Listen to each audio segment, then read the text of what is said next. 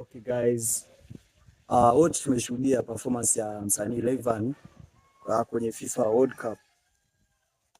Rayvanny ana wimbo moja ambao ndio unafanya vizuri kwenye kari yake, yaani tuseme tangu ametoka WCB mpaka sasa hivi, wimbo pekee unaombeba mpaka leo ni wimbo wa Tetema. Yaani tuseme naweza nikasema Rayvanny ana struggle sana kuja kupata hits ambayo itakuja kumtengenezea respect kama ambavyo inafanya sasa hivi yote Tetema. So kwa upande wangu nimeweza kuangalia hata maoni ya baadhi ya mashabiki. Mashabiki wanatamani kidogo ni kama wanakuwa wameuchoka huo wimbo. Yaani kama nyimbo inafanya vizuri iko poa, ila somehow wanatamani itokee hits nyingine. Umeona? Yaani tumuone Rayvanny anaenda kuperform kwenye matamasha makubwa lakini kwa nyimbo nyingine sio hiyo Tetema kama ambavyo inaonekana. Yaani tuseme apart from kutoka WCB tumeona changes, ana nyimbo nyingi.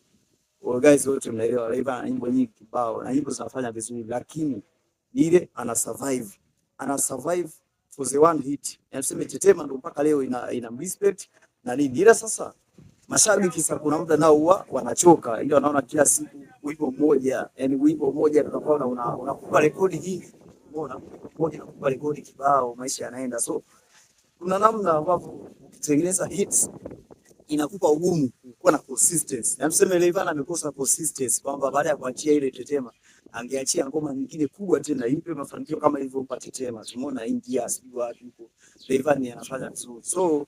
So kwa ubaya basi mimi nimefuatilia comments za mashabiki nikaona kuna kitu kina miss. Yaani kuna kitu mashabiki wa Rayvanny wanakitamani. Yaani ni sana wewe wimbo wako wa kwanza kipindi unaanza muziki ukawa unafanya vizuri kila siku mpaka leo ukatoa nyimbo nyingine nyingi zikashindwa kuipiku ile somehow kuna muda fulani inakuwa ina it's hard. Umeona, kuna muda mashabiki watamani wapate hata new flavor, yani kwamba zile nyimbo unazoachia nyingine ziweze kufanya vizuri. Yani it means umetoka WCB umeanza maisha yako, sasa tunataka wimbo wa nje ya lebo ufanye uwe mkubwa kama Tetema. Umeona, sasa hapo ndio impact ya WCB inaweza ikaondoka kidogo. Kwa hiyo naweza nikasema kwa upande wangu really fan of Rayvanny. Kwa mimi ni shabiki yake wala si challenge. Ila nimeona tu mashabiki